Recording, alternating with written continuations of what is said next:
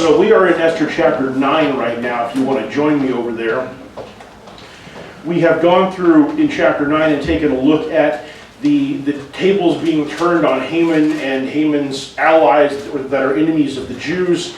We've seen how the Jews throughout the Persian Empire banded together to defend one another and to attack their enemies. How they defined them, it's not entirely clear. Presumably these are people who perhaps were ethnic, historical enemies. Perhaps they were the ones who actually did attempt to attack the Jews. Perhaps they were people who'd said or done things in the past that made it clear that they were enemies of the Jews. Ultimately, throughout the provinces, they killed a total of, 75,000 people. And then in the citadel of Susa, initially they killed 500, including the 10 sons of Haman. And then Esther was able to get an extra day to sort of wrap things up in Susa from the king. And so they killed another, I think it was 300 or 400? 300, thank you. Another 300 after that. And so the situation is wrapped up at this point. And we talked a little bit about the Jews creating a holiday that Mordecai actually ordered the holiday, in which they celebrate, they take a day off, or actually 2 days off to celebrate the fat part in Susa, and they make a day of feasting and rejoicing, and they actually send each other gifts of food. So there is this fellowship aspect to it, and I mentioned last week that it may have the sending of food may have some ties into the idea of the tithe as a time that all of Israel would come together and eat together in fellowship before then passing on the remainder of their tithe to the Levites and to the priests. And so there may be some relationship to that. Okay. So we got through, I believe, verse 24 last week. And so today we want to pick up in verse 25. No, sorry, that's not right. We got through verse 28. Because we talked about the holiday being established, that became known as Purim, or I'm not exactly sure how to pronounce that, probably partly because ancient Hebrew is not entirely clear to people in terms of how it's pronounced, but the Hebrew name, the Purim is the holiday based on Pur, which is the lot that Haman had cast to decide what was the best day to arrange his slaughter of the Jews. And so it's interesting because the whole story, and here again, I talked about this before, there's a literary element to this. The whole story is a large-scale turnabout. You know, there's a setup of the villain. The villain has the advantage. The good guys are at a disadvantage. And then eventually the tables are turned in a very masterful way so that the bad guy is defeated and the allies, or the good guys and people, are able to defeat their enemies in a very turnabout kind of a fashion. And it makes a lot of sense then that they would use that same kind of principle in the name that they come up with for it, because in many ways it not only signifies what Haman had done, but it signifies that the Lord turned the tables basically in favor of the Jews, which is a favorite storytelling technique. When you have, in fact, if you pay attention to most action-adventure movies, there is typically a point in the movie, or if it's a series of movies, in the series of movies where the hero is at a great disadvantage, the villain is triumphant, or has the primary advantage, and some twist, some plan that the hero has, some circumstance, some unexpected assistance. In the old westerns, it's the cavalry that comes riding in, that sort of thing. Somehow the tables are turned and the hero wins the day. In this case, that is exactly the basis, or the core of this storyline as well.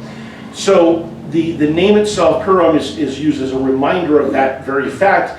And even though, as we've said any number of times, the Lord is never mentioned in this book, certainly the celebration of Purim is associated with God and with God's deliverance of the Jews. So there's a recognition of the Jewish people that God was in fact involved in making this happen, that this was a matter of providence and not simply clever human manipulation of the situation.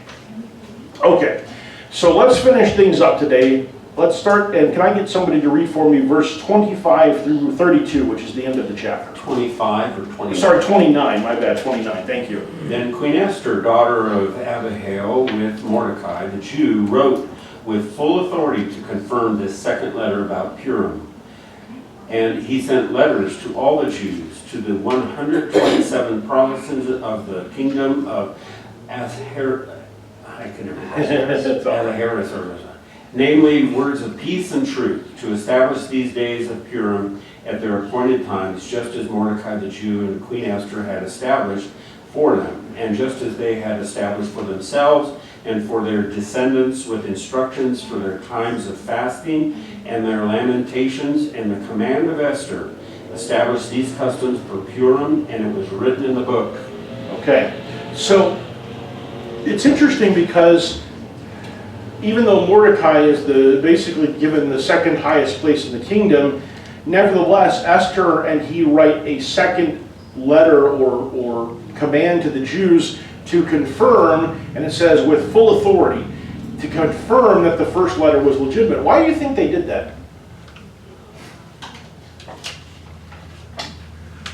Well, the 127 provinces are not all equal, probably, to each other anyway, and the Jews need full assurance that what they've been told has authority, and the queen is the one that started this whole thing, and so she comes up. Her and Mordecai gave the decree to kill the enemies, and now they're following up and saying, hey, we did what we've done, things are better, let's have a party. Okay. And we'll make it an annual party. Okay.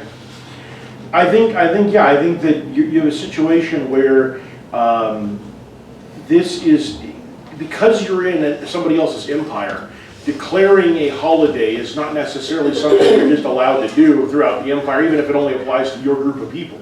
Now, given the way the Persians handled it, similar in some ways to the way the Romans handled it, if you got a pre-existing holiday, they're probably not going to really interfere with you doing that as long as you don't disrupt things. But to create a new holiday and to announce that throughout the realms is to run the risk of incurring the wrath of the government if it's not a sanctioned kind of a thing.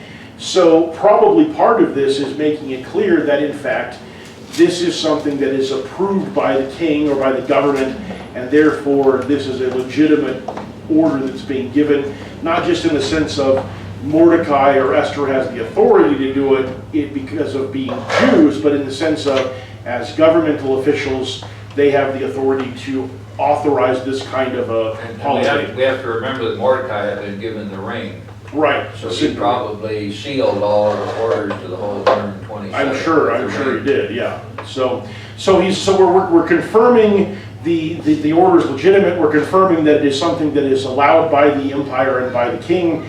And so there's no reason to be afraid or to leave this off. And there's also a significant element of, like it or not, coerciveness in this. When the second in command of the kingdom and the queen send out a letter saying, it's okay to do this, so you got to do it, probably feel pretty strongly that you got to do it. And the Jews' history with got to do it wasn't always all that great, so maybe there is a certain amount of we need to sort of reinforce this for them. Ken and Question, Steve. verse 31, how come it's all of a sudden a fast, not a feast? Hang on. Oh, that's interesting. That is a good question. I had not actually noticed that. That is really very interesting. I don't have a clue. What was the comment? So if you look at 31, it says that they're established in the days of Purim as at their appointed times, just as Mordecai the Jew and Queen Esther had established for them, and just as they had established for themselves and for their descendants with instructions for their times of fasting and their lamentations. So that's odd. Presumably a feast would follow a fast. Perhaps so. I don't know.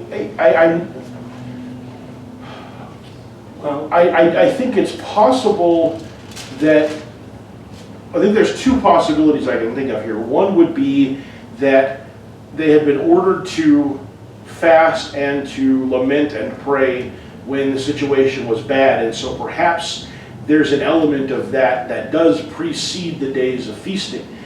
It's also possible that this is not referring to this particular holiday, but rather what it's saying is, just as Mordecai and the Jew and Queen Esther had established for them, and just as they had established for themselves and for their descendants with instructions for their times of fasting and their limitations, it could be that this is saying that there's a parallel to this, that the Jews had themselves established a time for lamentations and fasting, and Mordecai and Esther's instructions were carried out in the same way that they themselves were carrying out consistently the fasting and lamentation. Yeah, mine's got a thing down here on Purim, and it says, today Jewish people fast and pray to commemorate Esther's fasting. This fast is then followed by Purim, which is celebrated on the 14th day of the month of Adar. Okay. On this joyous holiday, they read Esther with loud boos for Naaman and hoorays for Mordecai, and have a time of feasting and rejoicing with gifts for friends and for the poor. Okay.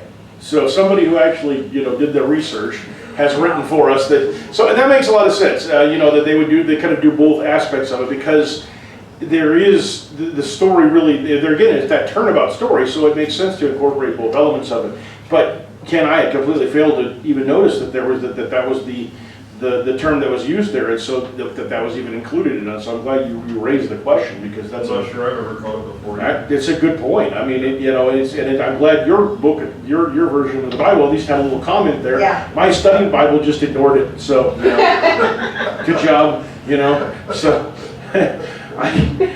Sometimes I'm a little disturbed by this particular version. I liked my older one better, but it was falling apart, and they don't make them anymore. So, okay, Steve, you had something, and then I'll go to Mark. Just kind of an observation. So, to me, to send something out to 127 different provinces in those days would have been an undertaking, to say the least. Yeah. And to do it twice would be even quite expensive, I would think, to do it. There's a lot. I mean, all these manuscripts are written, handwritten, whatever. So my curiosity is about what was the language of Susa, the capital, and how many various languages did they encounter throughout 127 different provinces, from India to Ethiopia and all the other ones. Right. And did they write these manuscripts in different languages? And have any of these manuscripts ever surfaced as an artifact, So I can answer some of those questions. The language of the actual empire was Persian. That was actually the language they spoke. I don't know how many languages there were throughout the empire, but I'm guessing, given the size of it, that it would have been at least in the high 2 digits, maybe even in the hundreds or more. And we know that the first thing that was sent out in all the languages of the areas that it went, as well as Mordecai's follow-up commandment was sent in all the languages of the peoples of the places where it went. So it would have been written up, and conceivably that would mean, for example, you send it off to a province, maybe they're dominant Persian, but they've also got, a number of other groups there that all speak different languages. There's likely going to have to be one version written up for each of those groups to the province that you send it to. So it would not be surprising if they sent it out to the various provinces and ended up sending 3 or 4 copies that were in different languages to each of the provinces. So you could easily be up in the hundreds of manuscripts that have been created. To your final question, none of the manuscripts have ever surfaced. In fact, pretty much the oldest, even fragmentary documents that we have that are of the Bible or Bible passages or that relate to biblical stories.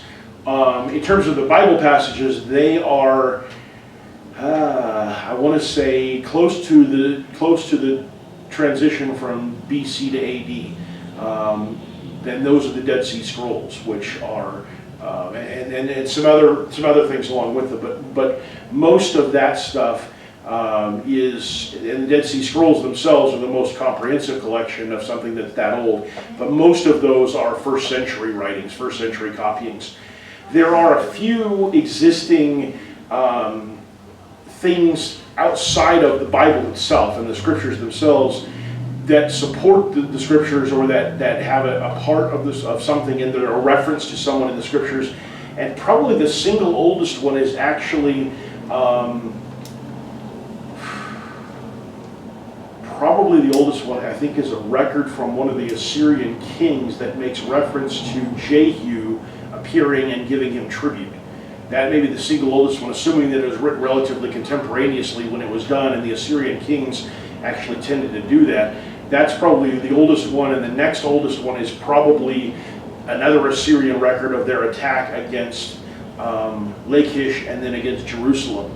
And so that's some of the oldest stuff that we have. But very few manuscripts that of any kind, not just of the Bible, but of any kind that are older than the 1st century area exist in their original form. Copies of them that were made over generations exist, but nothing that much older, because the Dead Sea Scrolls are extraordinary because the Essenes, when they wrote them, and they preserved them by putting them into earthen bottles and then sealing them. And so essentially they were, and of course the climate there where they were at was extremely dry. They kept them in caves that kept them cooler than the ambient temperature would have been.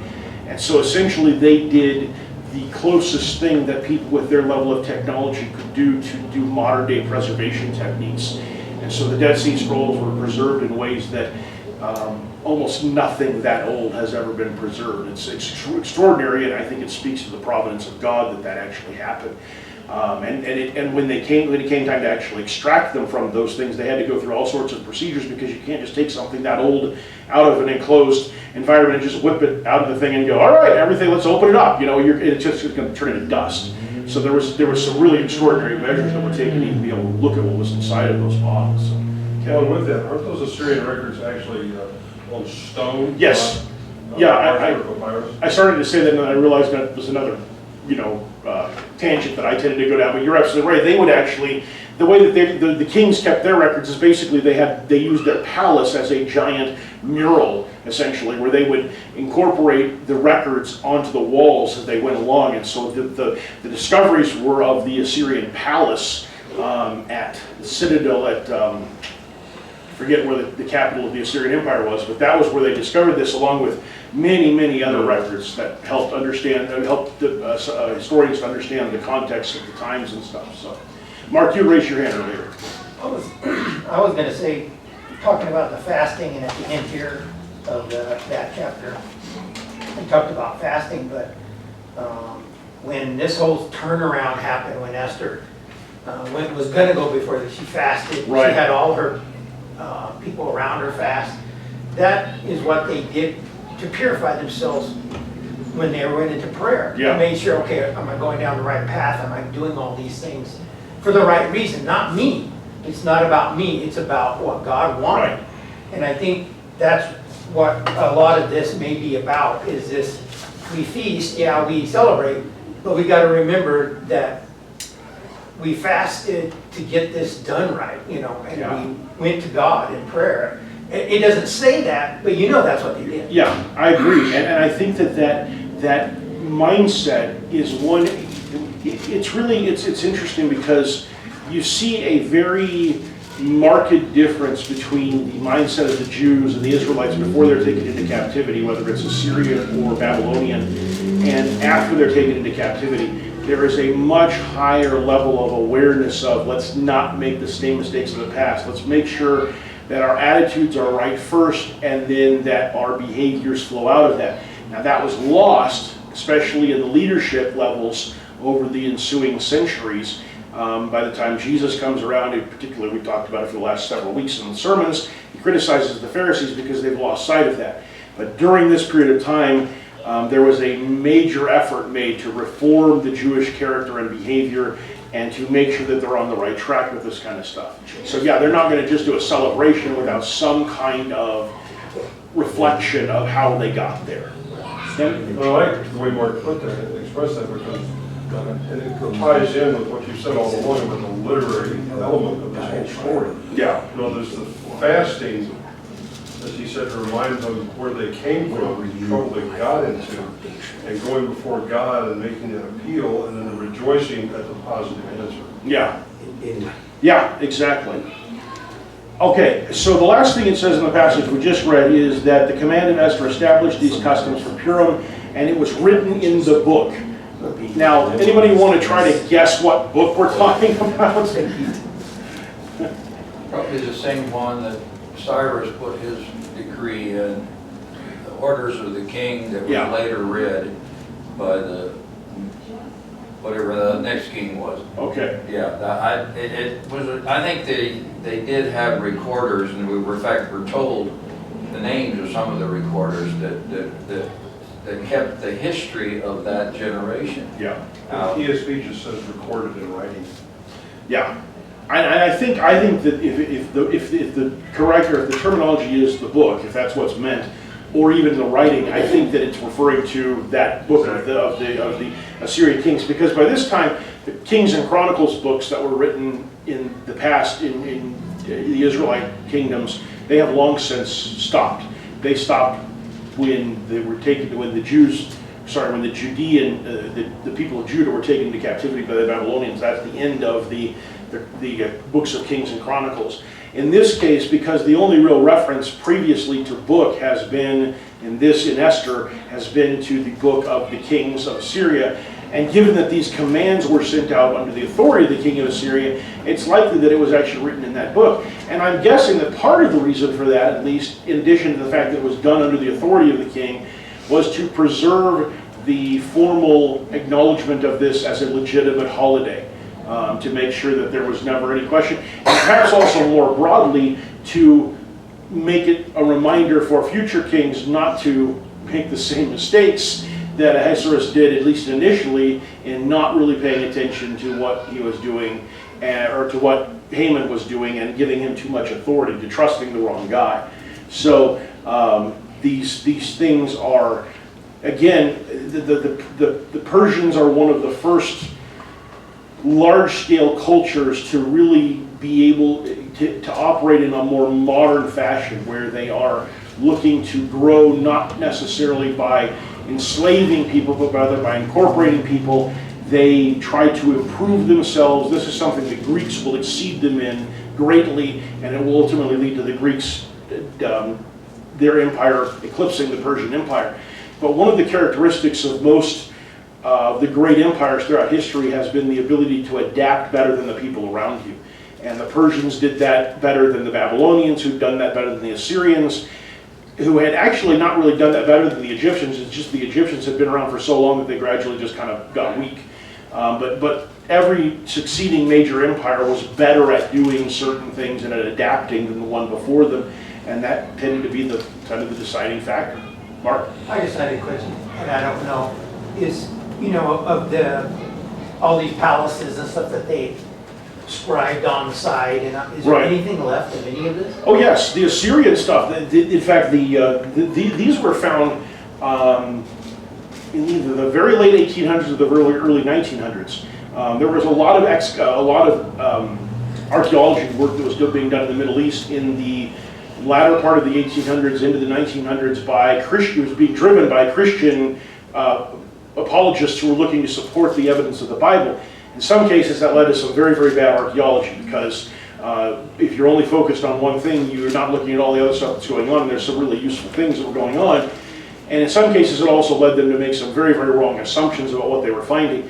But eventually, the palace at,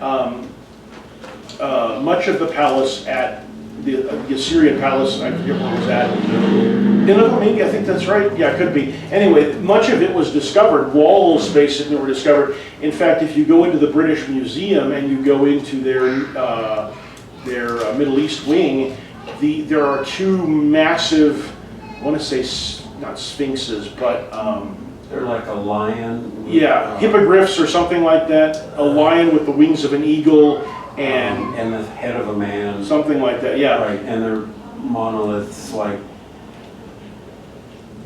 dozens of tons Yes. stone. Yeah. Giant. And so the British were the ones who were doing they had a lot of control of a lot of the Middle East. They exported those two things. Those were actually part of the palace, and parts of the walls that have those inscriptions were brought to the museum, the British Museum. And I don't recall for sure, but I kind of think that the section that talks about the assault on Lachish itself was also brought. Now, they didn't bring the one about the results of going up against Jerusalem, because the kings of Assyria, while they were actually fairly good about recording the truth, They weren't going to record just how disastrously Sennacherib's attack against Jerusalem went. So the way it actually goes is that if you read the inscriptions, it goes through and it gives this long and flowery detail about the assault against Lachish and how they overwhelmed them and they overcame them and they, tortured a lot of them to death and all this different stuff. And then basically the next thing it says is, and then the king went to Jerusalem and then he came home. So, there's not a lot of detail, but in between the lines there, it's pretty obvious that whatever he did not turn out well, or they would have explained it a little differently. So anyway, that I believe that section of the wall is actually in the British Museum, or at least it was. The British Museum is gradually repatriating some of this stuff.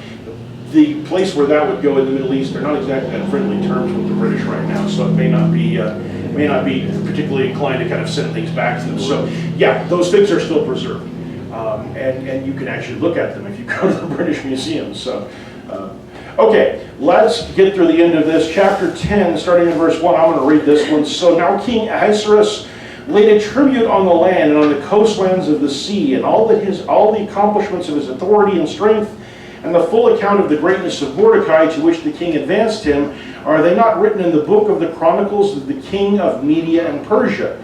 For Mordecai the Jew was second only to King Ahasuerus, and great among the Jews, and in favor with many kinsmen, one who sought the good of his people, and one who spoke for the welfare of his whole nation. So it's interesting because it makes this reference to the tribute. That does not actually appear to be related to the other events of this story. It doesn't seem to have anything to do with Purim or with any of these other events. It appears to simply be more of a reference to the idea that the land was wealthy or well off or something like that. Yours says tribute, mine says imposed tax.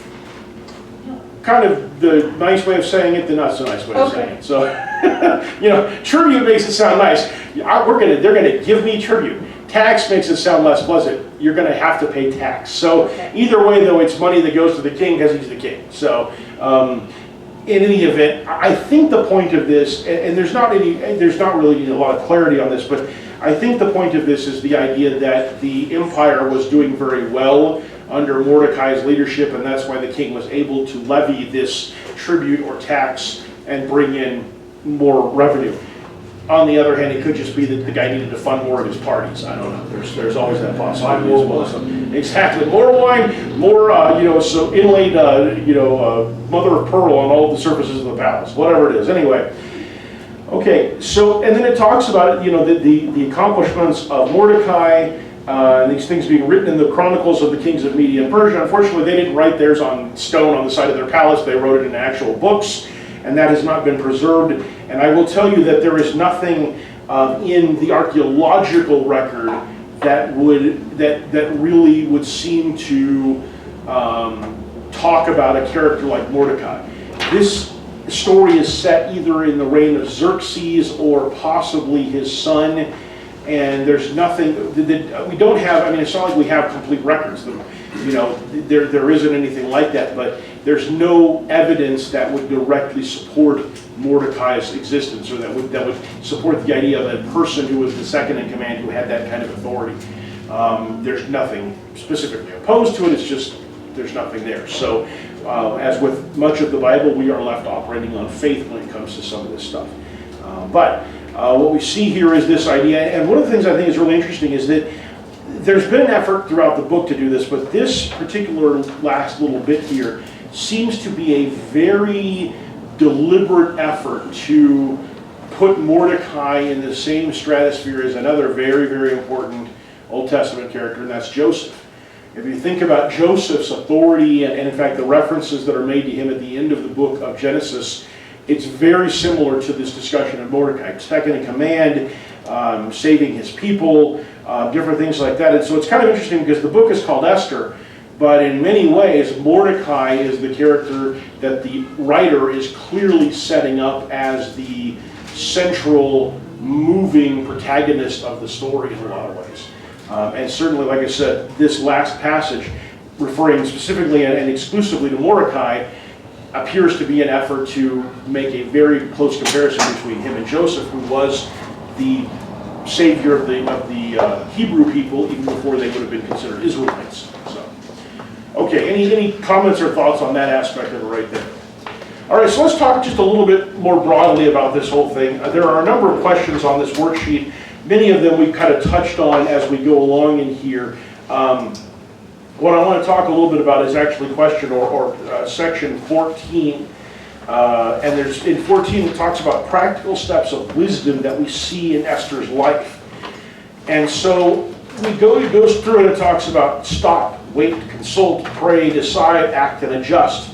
So let's start with stopping. At what point would we say that Esther stopped? What is they referring to by that? What would you say?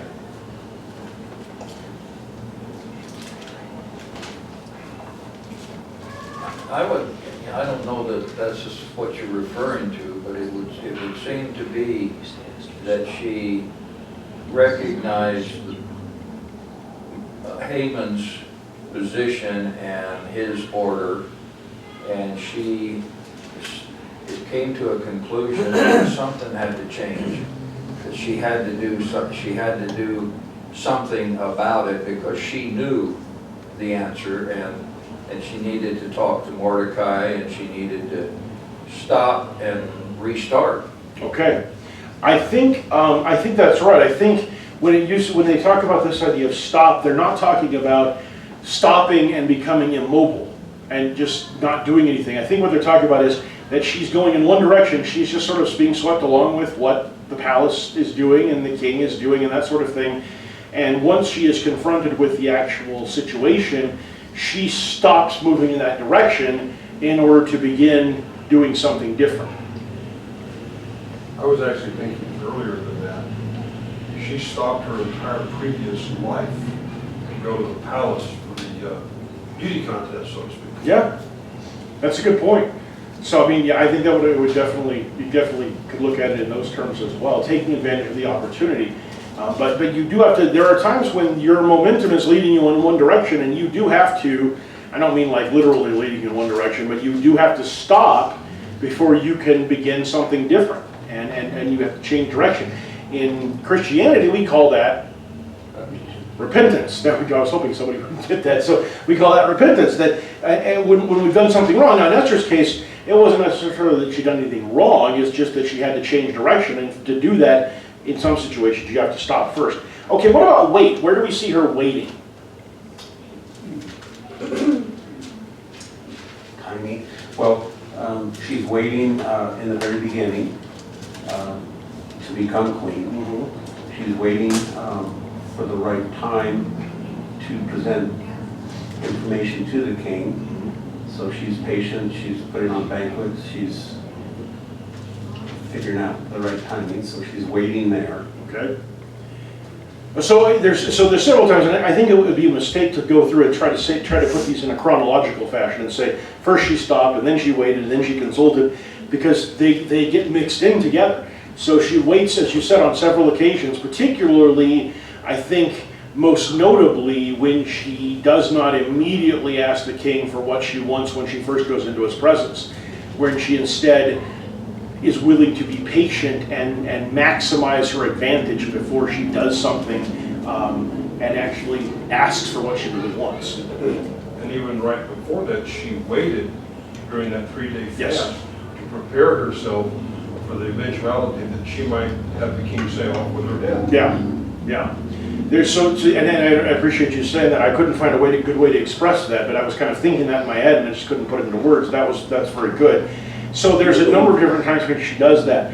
And also, I mean, we have to keep in mind that on the bigger scale, the problem began 11 months before the actual day that this was supposed to happen. The problem was solved, I don't know, like a month and a half later than that, maybe 2 months later, I forget the dates exactly. But so there's also a 9-month period of waiting before the plan that she and Mordecai have put into place and the orders that they've given actually come to fruition. So there's actually kind of this longer period of time. And waiting can be important because it gives you an opportunity to prepare. It gave the Jews an opportunity to prepare for what they were going to do on the day that this took place. As Kim says, it gave her an opportunity to prepare for the possibility that she might be executed. Waiting in the case of waiting to ask the king gave her an opportunity to move the situation into the most favorable possible circumstances. So waiting is an important thing, but it's really hard sometimes to tell the difference between waiting and procrastinating. You know, people who are procrastinators, and I'm one of them, we're really good at making it sound like we're waiting, when in fact what we're really doing is just not doing something because we don't want to do it yet. And that's not the same thing at all. And so waiting is a matter of wisdom and recognizing when the timing is right. A lot of times for humans, that's not really what's going on. It's more just, I don't want to do this yet. I'm not ready to do this yet. Thinking those terms, something just dawned on me. I spent a lot of years in capital equipment sales, and there's a real fine line between appropriately contacting someone who's considering an order and being a pest and losing the order completely. I think maybe the reason she didn't lay it on the line after the first banquet, she was waiting to get a sense of what Haman was all about. Yeah. And where his head was before she lowered the. Could be, yeah. Okay, so consult. When do we see Esther consulting? With the eunuch. Okay, so early on we see her consulting with the eunuch to understand how best to present herself and how to do well in the contest. That's a great one. I hadn't even thought about that one. What else? Mordecai, on several occasions, right? First and foremost, and consulting in this context, I don't think is always necessarily just going to someone for advice. Sometimes it's listening to someone when they're telling you good things, you know, even if you didn't solicit it. So the initial thing is Mordecai is the one who's telling her, go, you know, run for queen, I guess, so to speak, you know, and telling and giving her advice and ideas about what to do. And so she listens to him, and then later on, when on several different occasions, she consults with him, most importantly when it comes to finding out what has happened and listening to his advice in terms of the need for her to be proactive about doing something about it. So she definitely consults. What about prayer? We've talked about this several times. Oh, sorry, go ahead. Yeah. It's also interesting that she was the queen and she was a Jew, but she had to find out from Mordecai what the king had done through Haman, or allowed it to happen through Haman. So it's like the queen was sort of in a vacuum. I think that's a very good way to put it. In almost like a vacuum, is sealed off the harem, and these are not the part of the palace that's involved with the political side of things, that knows what's going on. Why would the women folk need to even know what laws we're passing over here? That doesn't apply to anybody in this palace anyway. Why would they even, you know, she might very well, in fact, it wouldn't be at all surprising to me if the women in the harem did not ever leave the harem unless they were called by the king or given a specific task to do. Imagine Hillary Clinton. Well, I think she would have had a hard time winning the contest in the first place, but in any event. Okay, prayer. Where do we see prayer coming into this? Probably when she prays before she goes to the king the first time, so that he doesn't kill her. Okay. You know, that to me seems to be where the most obvious prayer would have been, because she fasts and I think she's praying at this time that she is going to be received by the king. Okay. And we also see prayer, now it's not her that's doing it, but when the edict is first announced, Mordecai and other Jews are praying and fasting and that sort of thing. And if I'm not mistaken, she actually, first of all, she makes or asks, however you want to say it, her attendants to pray with her. But she also asks Mordecai to have the Jews in Susa pray on her behalf as well. And so there's this recognition that prayer is powerful, not just because I'm doing it for myself, but also that the prayer of others can be a multiplying effect, I guess, maybe for lack of a better word. So there's, on her part, there's a recognition not only of the need for her to pray, but of the need for as much prayer as possible to be lifted up in favor of their cause, basically. Okay, decide. What is that in Esther's case? What does that mean, or where might that come in at? There were several parts of no return. Okay. There was, after she had fasted for 3 days and going to see the king, there was no return. Okay. There was no return after the last feast, and laying that information about Haman down. Okay.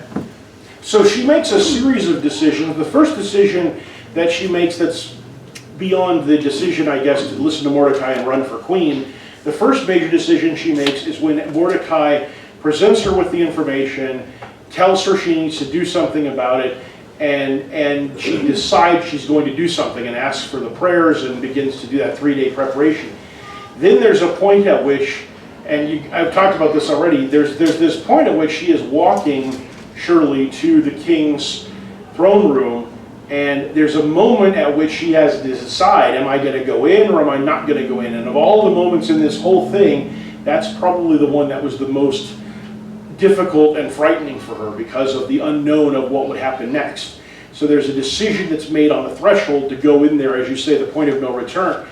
And then, yeah, she makes decisions about when, how is she going to present this information to the king? When is she going to do it? How is she going to prepare the situation? And then, of course, once the king is on her side, she already perhaps has some plans in place, but she's making some decisions about what to actually specifically ask for. So there's a series of decisions, of choices with consequences that she makes throughout the course of the book that end us with the resolution that we get to. And then we have act. And I think rather than doing let's open this up, in many ways the act is what comes after decision. She acts by praying and fasting. She acts by going in front of the king. She acts by holding the banquets and then ultimately bringing the matter, the petition, to the king. And then she acts alongside Mordecai to enable the Jews to defend themselves, to provide them with additional support, to give them additional time in the case of Susa to actually deal with their enemies. There's a series of actions that are taken. But if you notice, most of those actions are taken, especially the ones that are really dicey, are taken after there's prayer, after there's consultation, after there's consideration, and after a very conscious decision has been made. Esther is not one to just act recklessly, and neither is Mordecai. We're going to talk, ironically, in the sermon today, we're going to talk about a guy who was pretty much the opposite of that in terms of acting recklessly. But she doesn't do that, and that is a hallmark of wisdom. Wise people do not act recklessly. Sometimes they act rapidly. Sometimes they act in ways that are very decisive, and to the outward person watching, they might think that they haven't really had time to plan and think, but rarely do wise people act recklessly or without some kind of reflection. And then finally, adjust. Where do we see Esther adjusting the plan or what she's doing?